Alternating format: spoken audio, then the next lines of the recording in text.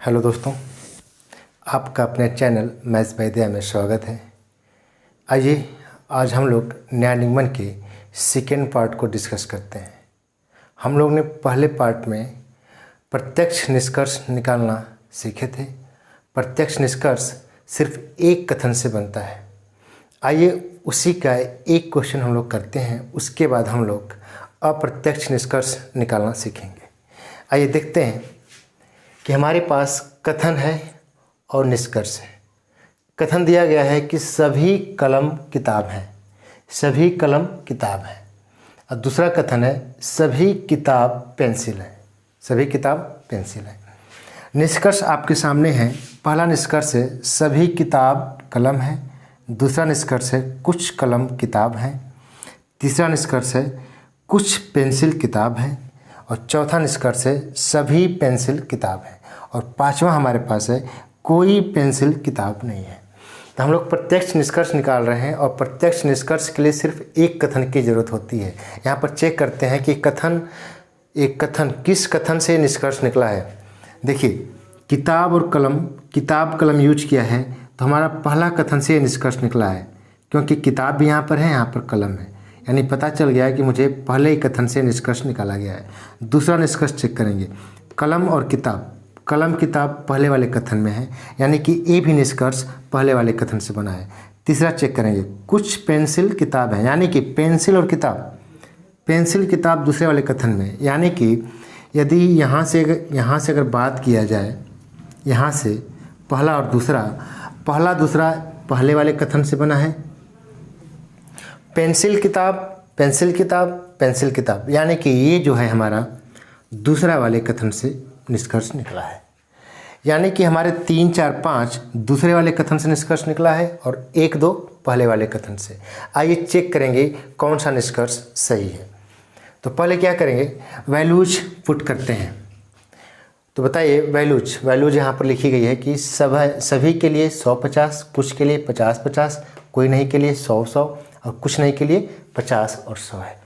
तो यहाँ पे वैल्यूज पुट करें। कलम की वैल्यूज कितनी हो जाएगी भाई? 100, किताब की 50, और यहाँ पर किताब सभी के साथ किताब लगा, किताब की वैल्यूज 50 और 100, और पेंसिल किताब, पेंसिल की वैल्यूज कितनी है? 50। यानी कि हमारे पास वैल्यूज आ गई है। ठीक है, आइए चेक करते हैं। सभी किताब, यानी कि हमारा एक पॉजिटिव सेंटेंस है, पॉजिटिव वाक्य है, यानी कि निष्कर्ष भी पॉजिटिव निकलेगा। तो हाँ, हमारे पास निष्कर्ष पॉजिटिव है, तो चेक करेंगे। सभी किताब, किताब की वैल्यूज यहाँ पर कितनी है भाई? 100। यहाँ पर कितनी है कलम की वैल्यूज? 50। एक बात बताइए, पहले कथन में किताब की वैल्यूज कितनी है? 50। 50 रुपये हमारे पास आमदनी है और किताब यहाँ पर कितना है? 100, यानी कि खर्चा 100 हो गया। 50 हमारे पास आमदनी है तो खर्चा हम 100 रुपया कर सकते हैं क्या? नहीं, यानी कि क्या हो जाएगा? गलत, क्योंकि 50 कभी 100 नहीं दे सकता है। दूसरा चेक करेंगे, कुछ कलम, कलम की वैल्यूज कितनी हो जाएगी? 50, किताब की वैल्यूज 50, यानी कलम हमारे पास 100 है, 50 दे सकता है, हाँ दे सकता है। 50 किताब है, 50 दे सकता है, यानी कि दूसरा वाला निष्कर्ष सही है। क्लियर है? ओके, आइए हम लोग तीसरा, चौथा, पाँचवा चेक करते हैं। तीसरा, चौथा, पाँचवा किस वाले कथन से बना है? दूसरे वाले कथन से। कैसा कथन है भाई? पॉजिटिव, यानी कि निष्कर्ष भी पॉजिटिव निकलेगा। लेकिन यहाँ पर निष्कर्ष कैसा है? एक निगेटिव है। कौन सा? पाँचवा वाला। ये तो हमारा कभी बनेगा ही नहीं, क्योंकि पॉजिटिव कथन से पॉजिटिव ही निष्कर्ष निकलेगा। क्लियर है? आइए हम 3, 4 चेक करेंगे, वैल्यूज पुट करेंगे। पेंसिल की वैल्यूज कितनी है भाई?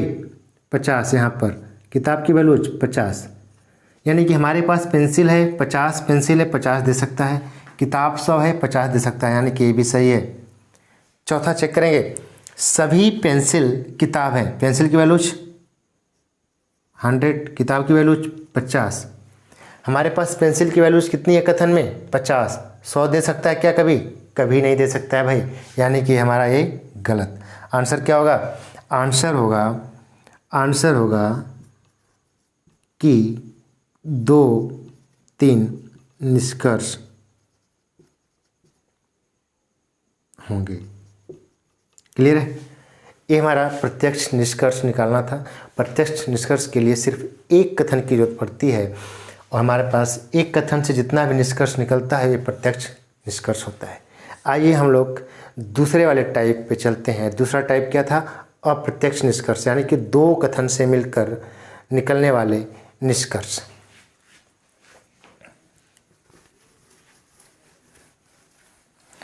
दो कथन से जो निष्कर्ष निकलेगा उसे अप्रत्यक्ष निष्कर्ष कहते हैं। इसके लिए आपके पास दो रूल है। हेडिंग डालना, अप्रत्यक्ष निष्कर्ष। अप्रत्यक्ष निष्कर्ष कैसे निकलता है? अप्रत्यक्ष निष्कर्ष कैसे निकलता है? अप्रत्यक्ष निष्कर्ष निकालने के लिए हमको दो कथन की जरूरत पड़ेगी और यही एग्जाम में आता है। जो भाई पहली बार सेकेंड वाली वीडियो देख रहे हैं तो वो पहली वाली वीडियो जाकर देख कर आएंगे, तभी ये बात समझ में आएगी। ठीक है, आइए अप्रत्यक्ष निष्कर्ष। अप्रत्यक्ष निष्कर्ष इसके लिए दो कथन की जरूरत पड़ती है। इसके लिए दो कथन की जरूरत होती है। इसके लिए दो कथन की जरूरत होती है। क्लियर है? अप्रत्यक्ष निष्कर्ष के लिए आपको दो कथन की जरूरत पड़ेगी। ठीक है, आइए रूल नंबर पहला आप क्या कर सकते हो? रूल नंबर पहला, अप्रत्यक्ष निष्कर्ष निकालने के लिए रूल नंबर पहला बहुत इंपॉर्टेंट रूल है और ये रूल पूरे न्याय निगमन में चलता चलेगा। ठीक है, आइए पहला रूल है कि दोनों कथनों में से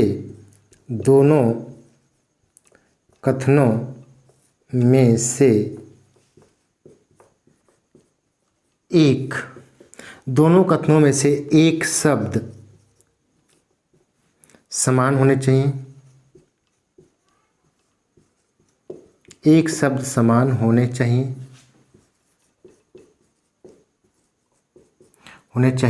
और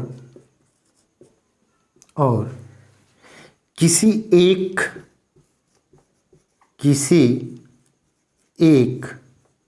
समान शब्द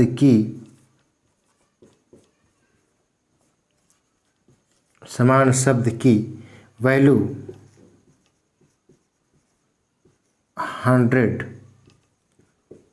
होनी चाहिए। किसी एक समान शब्द की वैल्यू या मान 100 होना चाहिए। ठीक है, 100 होना चाहिए। क्लियर है? यानी कि रूल फर्स्ट क्या कहता है कि दोनों कथनों में से एक शब्द कॉमन होना चाहिए, यानी कि एक शब्द समान होना चाहिए और उस एक समान शब्द की किसी एक की वैल्यूज 100 होनी चाहिए। दोनों की वैल्यूज 100 हो सकती है, कोई बात नहीं, लेकिन निष्कर्ष निकालने के लिए हमको कम से कम एक समान शब्द की वैल्यू 100 होना चाहिए। क्लियर है? पहला रूल है। और दूसरा रूल क्या कहता है? ये पहला मिटा देते हैं, पहला रूल था ये। दूसरा रूल क्या है? दूसरा रूल ये है, रूल नंबर 2 बहुत इंपॉर्टेंट है भाई। रूल नंबर 2 ये है कि यदि कथन मेरा पहला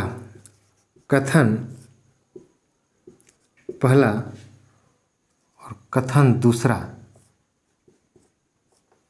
कथन पहला कथन दूसरा, दो कथन दिए रहेंगे। यदि पहला कथन पॉजिटिव है, दूसरा कथन भी पॉजिटिव है, तो जो निष्कर्ष निकलेगा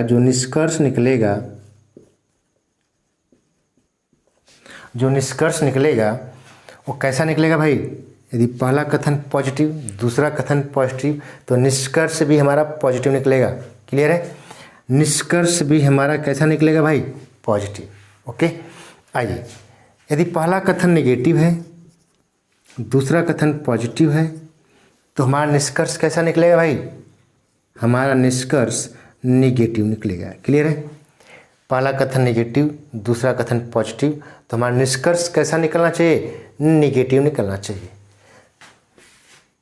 यदि पहला कथन मेरा पॉजिटिव है और दूसरा कथन नेगेटिव है, फिर भी हमारा कथन कैसा निकलेगा भाई? निगेटिव ही निकलेगा। क्लियर है?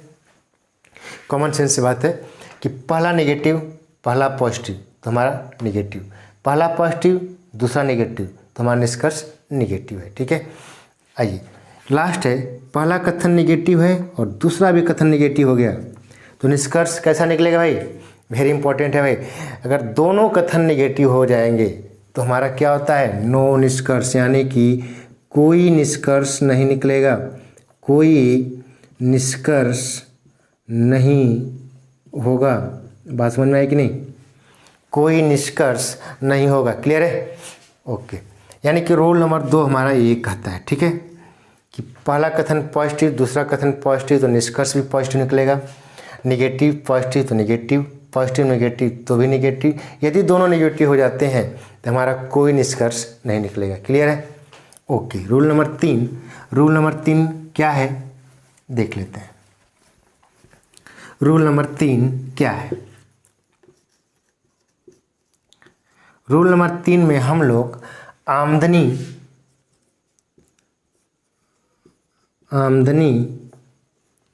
या खर्चा चेक करते हैं। आमदनी और खर्चा को चेक करेंगे कि निष्कर्ष फॉलो कर रहा है कि नहीं कथन के अनुसार। कथन है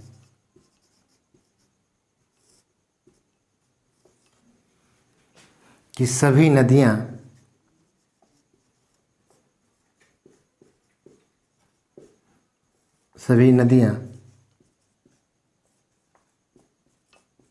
पहाड़ हैं, सभी नदियां पहाड़ हैं।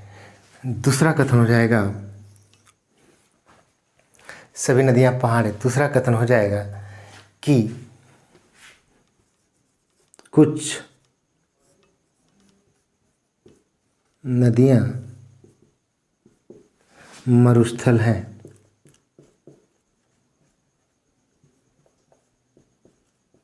कुछ नदियां मरुस्थल हैं। क्लियर है? हमारे पास कथन हो गया। अब निष्कर्ष क्या होगा? निष्कर्ष कुछ ऐसा आ गया। पहला निष्कर्ष होगा कि पहला निष्कर्ष कुछ नदियां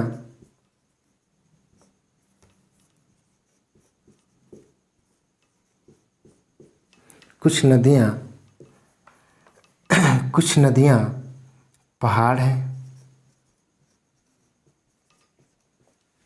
कुछ नदियां पहाड़ हैं। दूसरा, कोई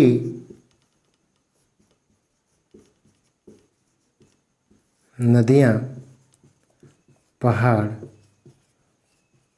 नहीं है। तीसरा हो जाएगा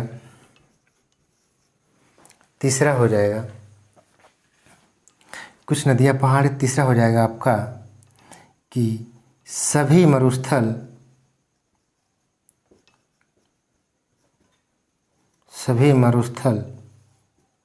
पहाड़ हैं। चौथा हो जाएगा कुछ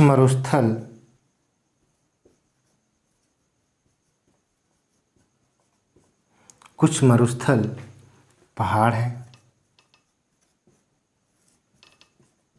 ये हमारे पास 4 निष्कर्ष हैं। आइए चेक करते हैं। सबसे पहला रूल क्या है कि दोनों कथनों में से एक शब्द कॉमन होना चाहिए। हाँ, हमारे पास कॉमन है क्या? नदियाँ।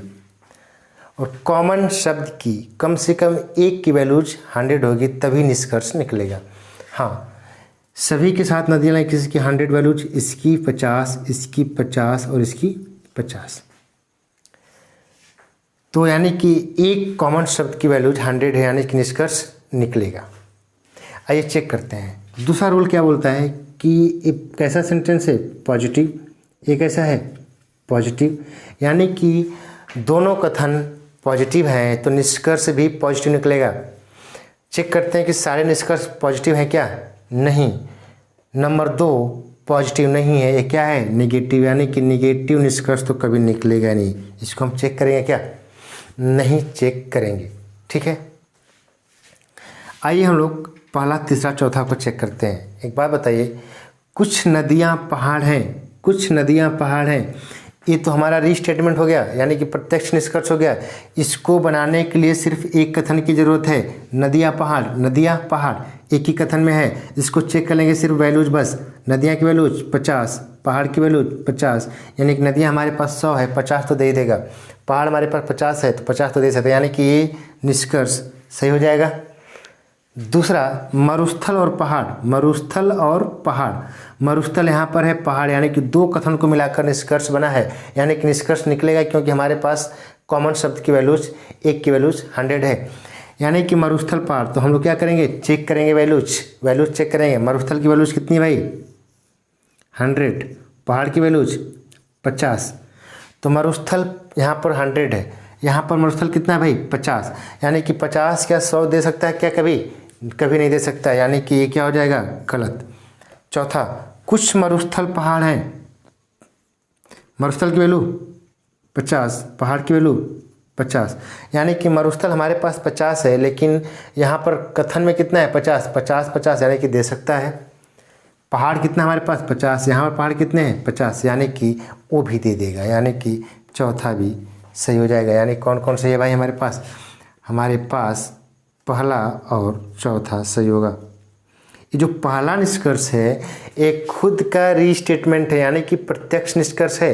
प्रत्यक्ष निष्कर्ष निकालने के लिए सिर्फ एक कथन की जरूरत पड़ती है। कभी कभी एग्जाम में ये प्रत्यक्ष निष्कर्ष हमेशा दे देता है, आपको चेक करना होता है कि किसी कथन का रीस्टेटमेंट तो नहीं है। रीस्टेटमेंट मतलब पुनर्कथन, यानी कि नदियाँ पहाड़ हमारे एक ही कथन में था, यानी कि कथन को जस्ट उल्टा कर दिया है। और वैल्यूज हम चेक कर लेंगे, वैल्यूज अगर सही है तो क्या हो जाएगा, कथन से निष्कर्ष निकल जाएगा, यानी कि हमारा क्या हो जाएगा, पहला और चौथा सही। क्लियर है, ये दो कथनों से मिलाकर बनने वाला निष्कर्ष था। आइए दूसरा देख लेते हैं।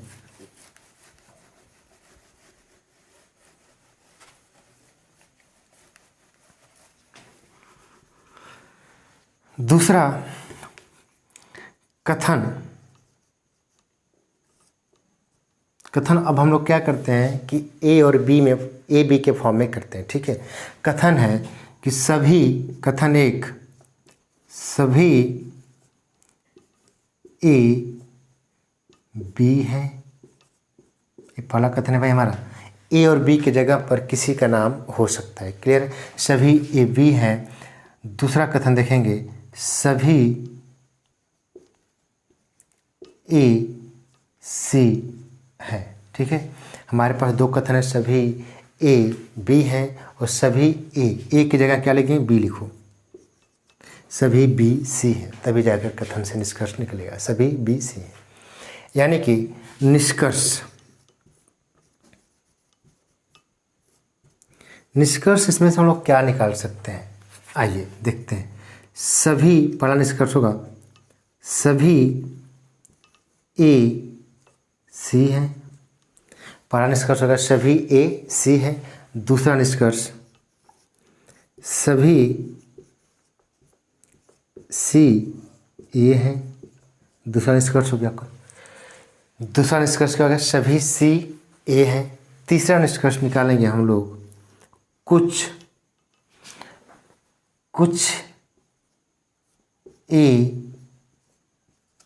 सी, कुछ ए सी है। चौथा निकाल लेंगे हम लोग, कुछ सी ए है। क्लियर है, चौथा निकालेंगे, कुछ सी ए है। पांचवा लिख लेंगे हम लोग, कोई ए सी नहीं है। देखिए भाई, हमारे पास कथन है, कथन क्या है, सभी ए बी है। दूसरा कथन है सभी बी सी है। तो हम लोग निष्कर्ष हमारे पास 5 है। चेक करें कौन सा निष्कर्ष इसमें से सही है। क्लियर है, तो पहला रूल क्या था हमारा कि दोनों कथनों में से कोई एक कॉमन होगा और उसकी वैल्यूज 100 होगी, तभी निष्कर्ष निकलेगा। तो हमारे पास बी दोनों कथनों में क्या है, कॉमन है। वैल्यूज चेक कर लें, क्या बी की 100 है क्या, किसी एक की, यानी कि सभी के साथ ए लगाए, ए की वैल्यूज 100, बी की वैल्यू 50, यहाँ पर बी की वैल्यूज 100, यहाँ पे सी की वैल्यूज 50। यानी कि हमारे पास जो कॉमन बी है उसकी एक की वैल्यूज क्या हो जाएगी, देखो बी हमारा एक कॉमन था, कॉमन में से एक की वैल्यू 100 है, यानी कि निष्कर्ष निकलेगा। अब चेक करते हैं। दूसरा रूल क्या था कि पॉजिटिव है पहला कथन और दूसरा कथन क्या है, पॉजिटिव है, तो यानी कि दोनों कथन पॉजिटिव हैं तो निष्कर्ष भी कैसा निकलेगा, पॉजिटिव ही निकलेगा। तो चेक करते हैं कि सारे पॉजिटिव हैं क्या, नहीं। लास्ट पांचवा वाला क्या है, नेगेटिव है। लास्ट पांचवा वाला क्या है, नेगेटिव है, यानी कि ये तो निष्कर्ष कभी होगा ही नहीं, क्योंकि दोनों कथन पॉजिटिव हैं तो निष्कर्ष भी क्या निकलेगा, पॉजिटिव निकलेगा। ठीक है, आइए अब चेक करते हैं इन लोगों को। ए सी, ए हमारे पहले कथन में, सी कौन से कथन में, दूसरे, यानी कि दोनों कथन से मिलकर बना है। ओके, वैल्यूज पुट करेंगे। ए की वैल्यूज कितनी है भाई यहाँ पर 100, सी की वैल्यूज 50, यानी कि ए हमारे पास 100 है तो 100 तो दे सकता है, सी हमारे पास 50 है 50 तो दे सकता है, यानी कि पहला कथन क्या हो जाएगा, सही हो जाएगा। दूसरा चेक करेंगे, सभी सी ए हैं, यानी कि सी दूसरे कथन में, ए पहले कथन में, दोनों कथनों को मिलाकर बना है। सी की वैल्यूज कितनी है यहाँ पर 100, ए की वैल्यूज 50। एक बात बताओ, सी हमारे पास 50 है, क्या 100 दे सकता है क्या, नहीं दे सकता है, क्योंकि हमारे पास 50 आमदनी तो खर्चा 100 दे सकता है क्या, कभी नहीं, गलत हो जाएगा। तीसरा क्वेश्चन, कुछ ए सी है, यानी कि दो कथन से मिलकर बना है, ए की वैल्यूज 50, सी की वैल्यू 50, यानी कि ए हमारे पास 100 है 50 तो दे देगा, सी हमारे पास 50 है 50 तो दे सकता है, यानी कि तीसरा भी क्या हो जाएगा, सही हो जाएगा। क्लियर है। चौथा चेक करेंगे, कुछ सी ए हैं, दोनों कथन से मिलकर बना है, सी की वैल्यूज 50, ए की वैल्यूज 50, यानी कि हमारे पास सी 50 है 50 दे देगा, ए 100 है 50 तो दे देगा, यानी कि चौथा भी सही है। यानी कि कौन कौन सा निष्कर्ष सही है, आंसर 1, 3, 4 निष्कर्ष क्या हैं, सही हैं। ठीक है, ये हमारा आंसर होगा। क्लियर है। ओके, यदि क्लियर है तो आइए हम लोग दूसरा क्वेश्चन को चेक करते हैं।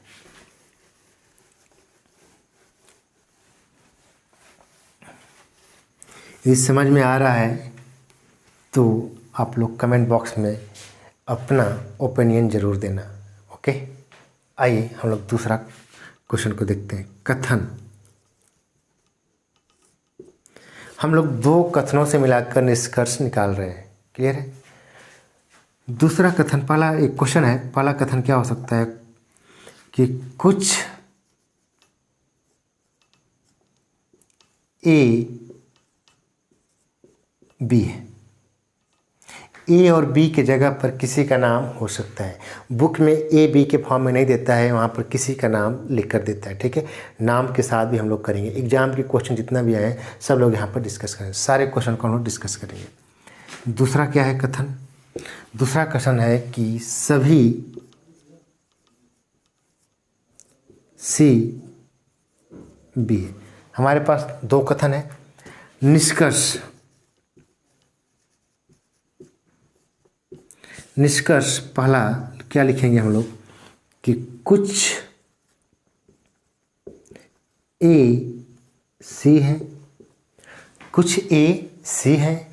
दूसरा निष्कर्ष हम लोग चेक कर लेंगे, दूसरा निष्कर्ष चेक कर लेंगे, कुछ सी ए है। तीसरा निष्कर्ष हम लोग चेक कर लेंगे कि सभी ए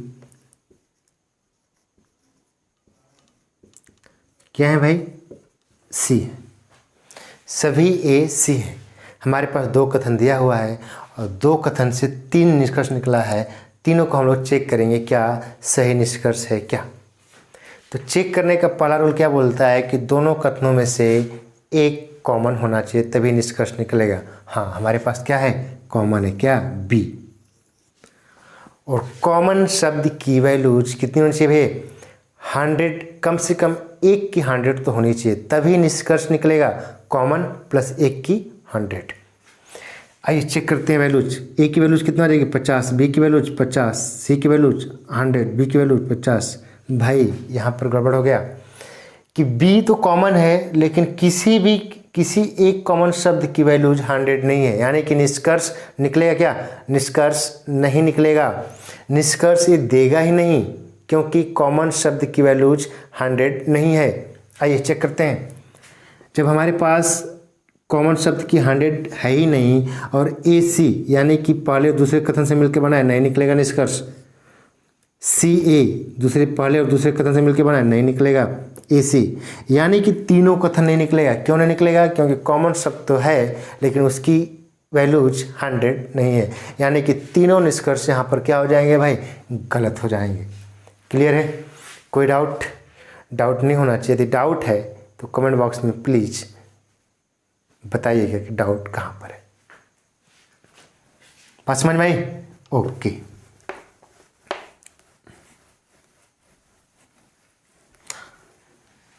आइए दूसरा क्वेश्चन देखते हैं।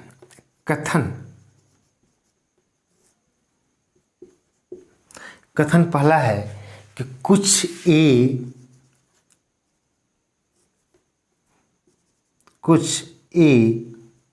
बी है, कुछ ए बी है। दूसरा कथन है सभी बी सी है।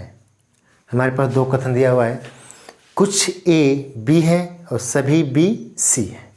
तो निष्कर्ष क्या क्या निकलेगा?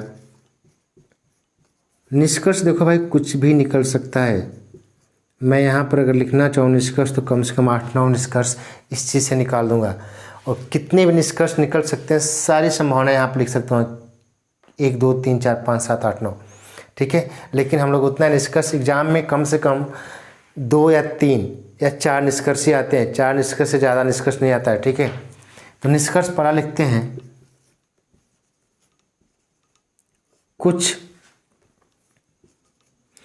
कुछ ए सी है, पहला निष्कर्ष।